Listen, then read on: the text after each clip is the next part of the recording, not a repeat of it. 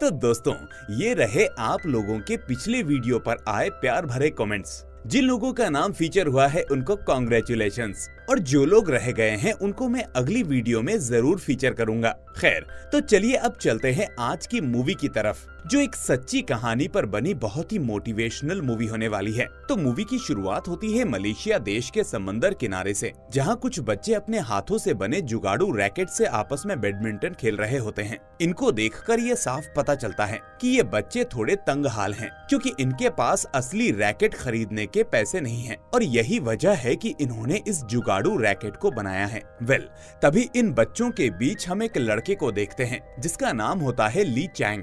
अब ये बच्चे जब बैडमिंटन खेल रहे होते हैं तभी वहाँ पर ली के पापा आ जाते हैं, और उनको देखकर ली के चेहरे का रंग एकदम से उड़ जाता है। ऐसा इसलिए क्योंकि ली के पापा नहीं चाहते थे कि वो बैडमिंटन खेले, क्योंकि ये खेल काफी खर्चीला है। अब वो ली से कहते भी हैं कि तुमको कितनी बार मना किया कि ये खेल मत खेलो, ये हमारे लिए नहीं है। अच्छा होगा तुम पढ़ लिख कर सरकारी ऑफिसर बनो, ताकि तुम्हें ये गरीबी की जिंदगी ना जीनी पड़े। इतना कहकर वो अब ली को वापस घर ले आते हैं। अब रात को ली अपने मॉम डैड दोनों भाइयों और बहन के साथ खाना खाता है। तभी ली के पिता फिर वही घिसा पिटा डायलॉग मारते हैं, तुम सबको पढ़ाई पर ध्यान देना चाहिए, खेल से दूर रहो, उसमें कुछ नहीं रखा। अब उसी दिन मलेशिया और कोरिया का ओलंपिक बैडमिंटन मैच भी हो रहा होता है, जिसे ली के मॉम डैड देखने जाना चाहते हैं, क्योंकि उनके पास टीवी नहीं है। इसीलिए जाते वक्त वो बच्चों को सख्त हिदायत देते हैं कि तुम लोग घर से बाहर मत जाना और घर पर रहकर पढ़ाई करना, हम मैच देखने जा रहे हैं। लेकिन ली को भी वो मैच देखना होता है,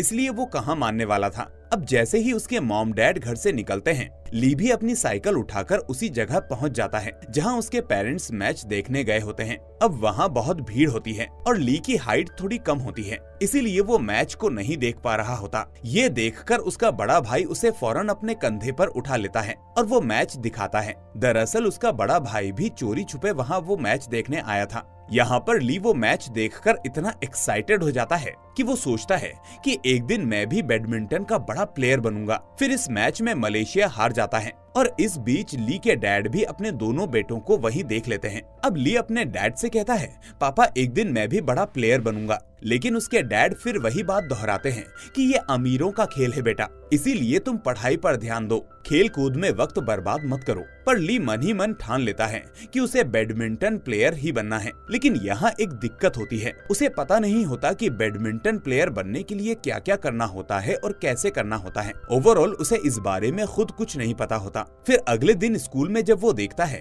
कि दो बच्चे बैडमिंटन खेल रहे होते हैं, तो उसका भी खेलने का मन करने लगता है। अब वो उनके पास जाकर साथ में खेलने के लिए पूछता है, लेकिन उसके पास ना रैकेट है और ना ही कोई सामान, इसीलिए वो बच्चे उसे अपने साथ खेलने नहीं देते। फिर घर जाते वक्त ली रास्ते में एक स्पोर्ट्स शॉप देखता है, और आज वो हिम्मत करके उसके अंदर चला जाता है। असल में वो यहाँ कई महीनों से आता जाता रहता था, लेकिन पैसे न होने की वजह से वो कभी उसके अंदर नहीं जाता था। खैर, लेकिन आज वो अंदर जाता है जहाँ पर शॉप का ओनर बैठा होता है। अंदर जाने के बाद ली एक एक चीज को बड़ी ही ध्यान से देखता है, लेकिन उसके पास कुछ भी खरीदने के पैसे नहीं होते। ये देखकर शॉप ओनर ये समझ जाता है कि उसके पास पैसे नहीं है, लेकिन वो कुछ न कुछ तो खरीदना चाहता है। इसीलिए वो ली से कहता है कि एक काम करो, तुम मेरे लिए बैडमिंटन रैकेट में स्ट्रिंग्स डालो और मैं तुम्हें उसके बदले पैसे दे दूंगा। तभी ली एकदम से कहता है, मुझे पैसे नहीं, हर 5 रैकेट के बदले एक शटल चाहिए। इसको सुनकर शॉपकीपर पूरी तरह से हैरान होता है, लेकिन उसकी बात को मान जाता है।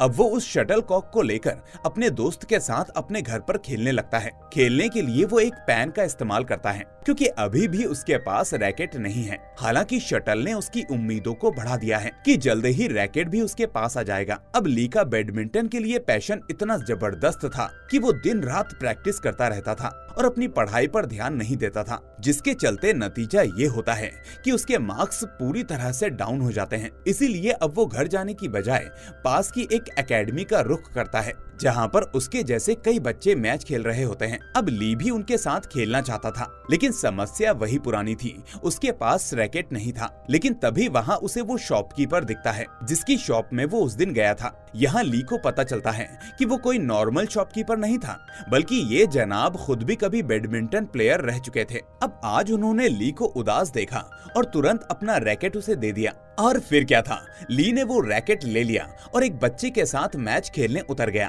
पहले तो उसका गेम थोड़ा क्लूलेस था, उसे समझ नहीं आ रहा था कि सही शॉट्स कैसे मारे, लेकिन धीरे धीरे उसने दूसरे बच्चे को ध्यान से देखा और सीख लिया कि आखिर रैकेट को चलाने की सही टेक्निक क्या है। बस फिर क्या था, ली इसके बाद शानदार परफॉर्मेंस देता है और अपने अपोनेंट को बड़ी ही आसानी से हरा देता है। अब जीत की खुशी में उसे ट्रॉफी मिलती है और शॉपकीपर उसे अपना रैकेट गिफ्ट कर देता है। इस तरह आज पहली बार ली के पास उसका खुद का रैकेट आ जाता है। अब यहाँ एक कोच भी खड़े थे जो ली के गेम से काफी इम्प्रेस हो चुके थे।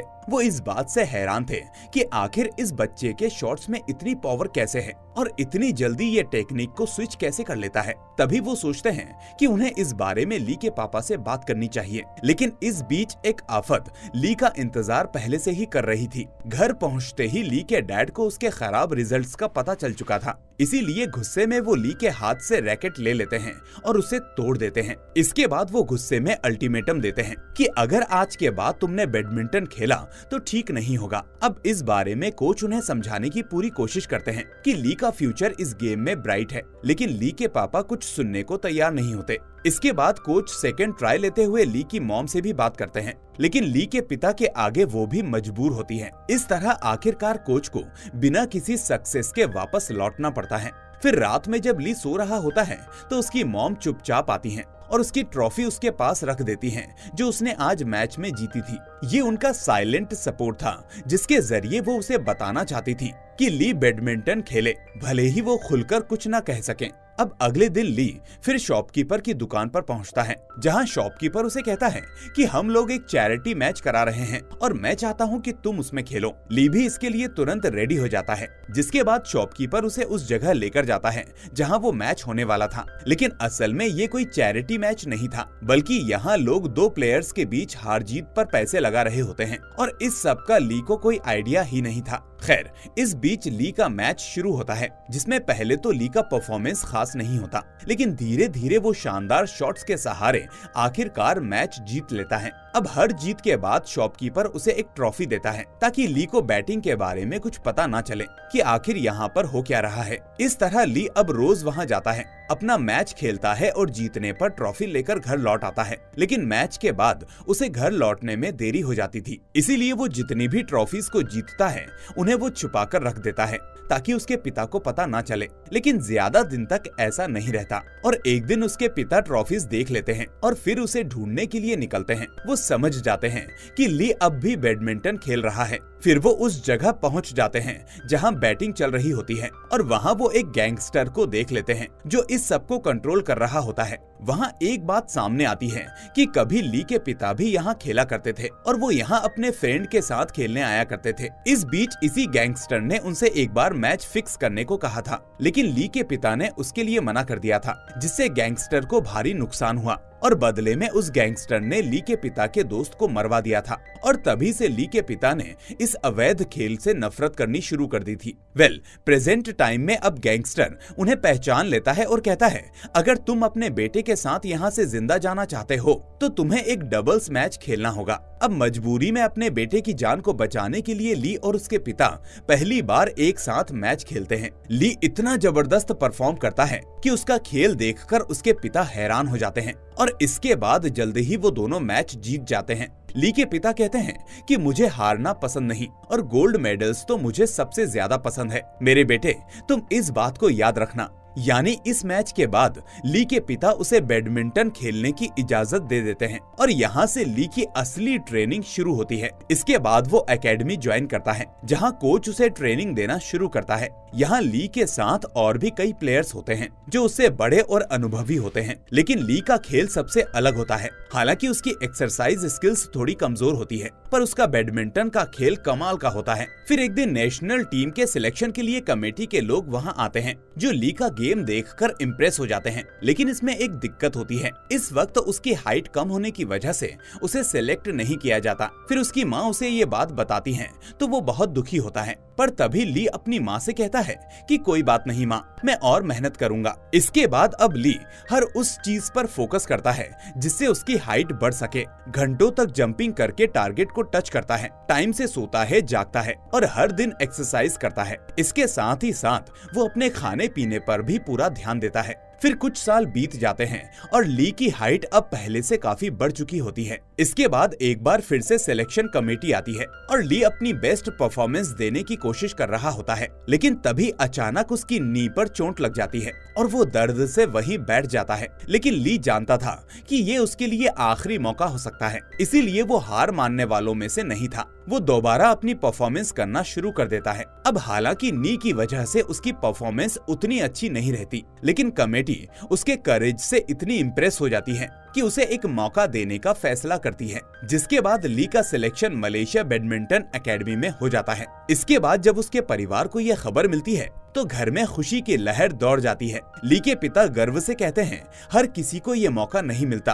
अब तुम्हें देश का नाम रोशन करना होगा। इसके बाद ली एकेडमी पहुंच जाता है, जहां सभी नेशनल लेवल के प्लेयर्स होते हैं। ली अब तक उन सभी को सिर्फ टीवी पर देखता आया था, इसीलिए वो उनसे थोड़ा घबराया भी होता है। अब उन्हीं के साथ उसे ट्रेनिंग और एक्सरसाइज करनी होती है, जो ली के लिए किसी सपने के सच होने जैसा है। लेकिन यहाँ एक प्रॉब्लम होती है। असल में शुरू से ली की एक्सरसाइज स्किल्स काफी कमजोर होती है और इसी वजह से बाकी प्लेयर्स उसे अक्सर बुली करते रहते हैं। इसी बीच एकेडमी में जैंग नाम का एक लड़का जो बैडमिंटन में काफी अच्छा है, वो उसे खास तौर पर टारगेट करता है। फिर एक दिन जैंग ली को मैच खेलने की चुनौती देता है और शर्त ये होती है कि जो हारेगा उसे 3 दिन तक टॉयलेट साफ करना होगा। अब ली अपना पूरा जोर लगाता है, लेकिन उस मैच को वो हार जाता है और फिर उसे जैंग की शर्त माननी पड़ती है। अब कोच दूर से ये सब देख रहे होते हैं, जिसके कुछ दिन बाद वो ली को अपने ऑफिस में बुलाते हैं और कहते हैं कि तुम्हारी परफॉर्मेंस वैसी ही है जैसी पहले थी, जबकि बाकी सभी के गेम में सुधार हो चुका है। याद रखो कि तुम किस बैकग्राउंड से आए हो और तुम्हारी माँ तुमसे कितनी उम्मीदें रखती हैं। तुम इन सब से बेहतर हो, लेकिन शायद तुम्हें किसी बात का डर है।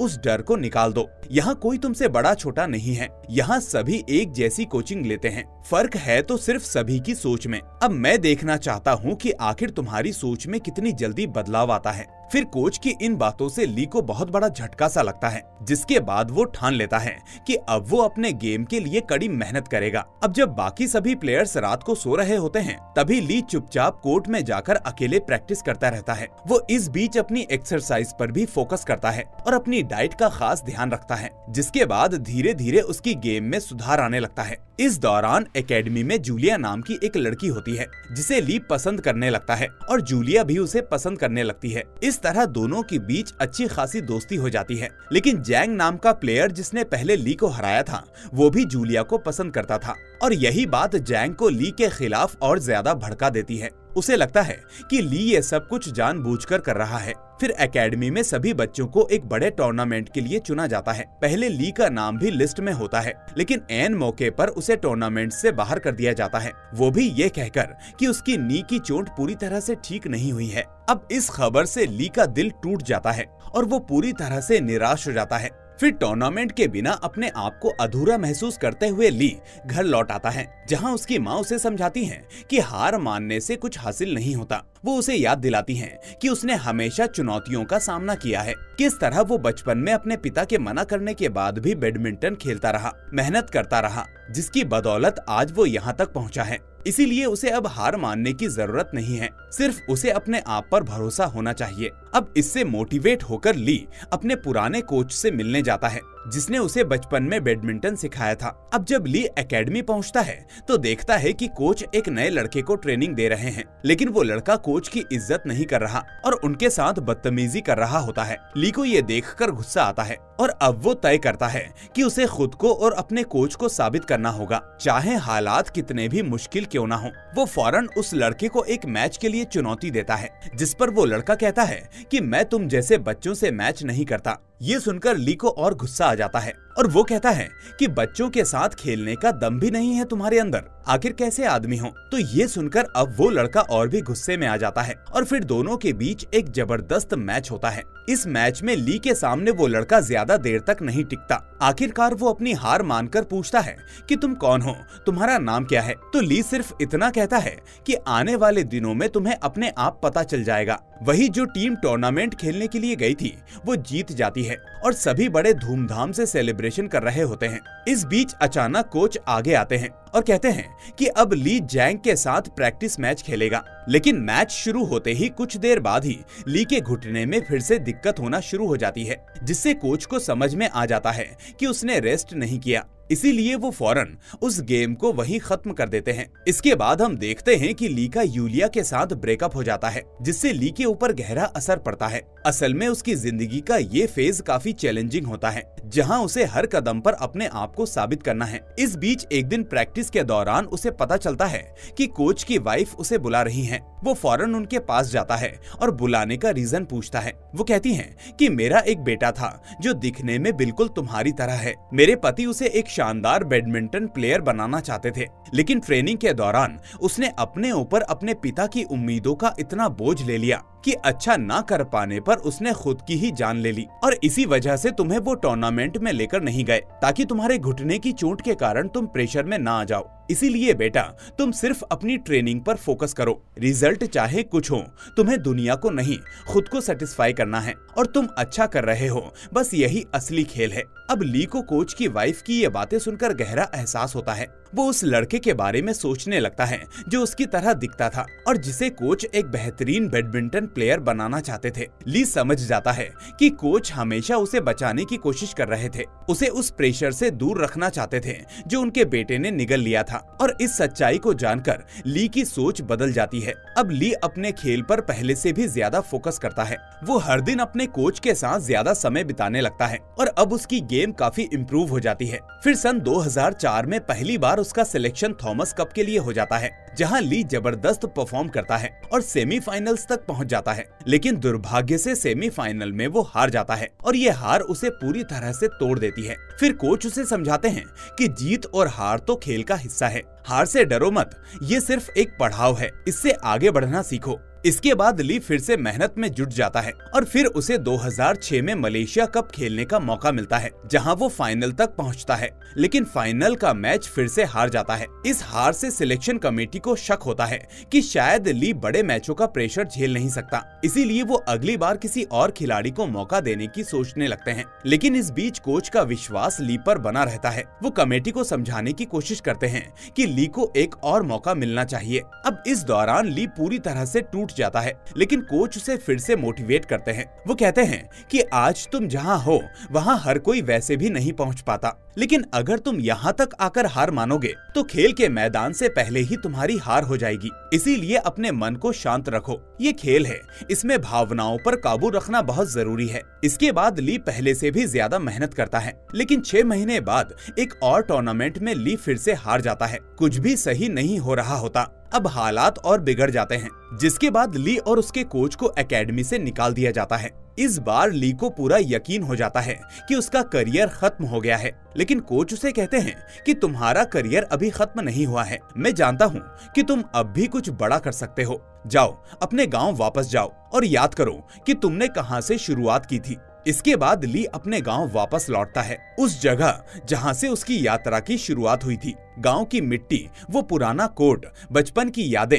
सब उसे उसकी असली ताकत की याद दिलाते हैं। अब ली सबसे पहले अपने पुराने कोच से मिलता है। वो कोच उसे समझाते हैं, तुम्हारे पास अब भी बहुत संभावनाएं हैं, हार से सीखो और वापस लड़ो। इसके बाद ली अपने पिता के पास जाता है, जहां उसके पिता उसे देखते हुए कहते हैं, जहां तुम खड़े हो कभी मैं भी वहां था, लेकिन मुझे समझाने वाला कोई नहीं था, पर अब मैं तुम्हारे साथ हूँ बेटा, पूरा परिवार तुम्हारे साथ है। इसके बाद उसके पिता उसे अपनी पहली ट्रॉफी दिखाते हैं, जो उन्होंने अपने करियर के शुरुआती दौर में जीती थी। ये ट्रॉफी देखकर ली के अंदर आत्मविश्वास की नई लहर दौड़ जाती है और वो वापस खेल की दुनिया में लौटने का फैसला करता है और फिर से कड़ी मेहनत शुरू कर देता है। इसके बाद 2007 में एक और बड़ा टूर्नामेंट आता है। अब जिस खिलाड़ी को टीम के लिए चुना गया था वो असल में चोटिल हो जाता है और आखिरी मौके पर ली को टूर्नामेंट के लिए चुन लिया जाता है। अब ये ली के लिए एक बड़ा मौका होता है, करो या मरो, डू और डाई वाली सिचुएशन। फिर टूर्नामेंट के दौरान ली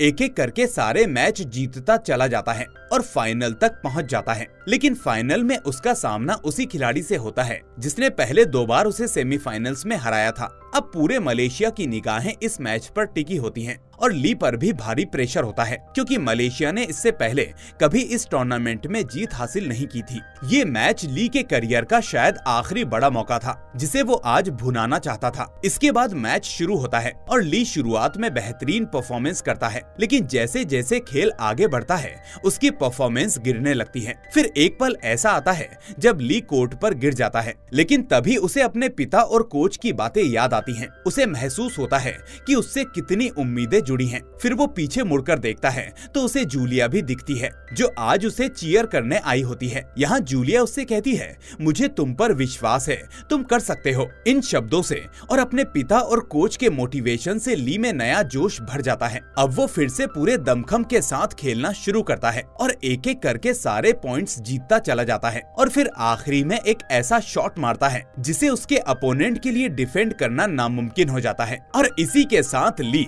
मलेशिया के लिए पहली बार इस टूर्नामेंट का कप जीत जाता है। इसी तरह उसके साथ कई सालों से चली आ रही उसकी राइवलरी भी यहीं खत्म हो जाती है। अब जूलिया खुशी से ली के पास आती है और उसे गले से लगा लेती है। ली ने आखिरकार वो हासिल कर ही लिया जिसे पाने का सपना उसने सालों पहले देखा था, लेकिन अपने लिए नहीं बल्कि अपनों के लिए। दोस्तों, जिस आदमी के ऊपर ये मूवी बनी है उसका नाम है ली चोंग वी और ये रहे ली चोंग वी जिन्होंने अपने देश के लिए इतनी मेहनत की और आखिर में दुनिया भर में अपने देश का नाम रोशन कर दिया। दोस्तों, उम्मीद है आपको इस कहानी से मोटिवेशन मिला होगा, इसीलिए इस मूवी को लाइक करके अपने दोस्तों के साथ शेयर जरूर करें। साथ ही इस चैनल को सब्सक्राइब करके नोटिफिकेशन बेल को भी दबा दें ताकि कोई भी मूवी आपसे मिस ना हो। अब मैं मिलूंगा आपसे अगली ऐसी ही शानदार मूवी के साथ। Till then, take care and thanks for watching.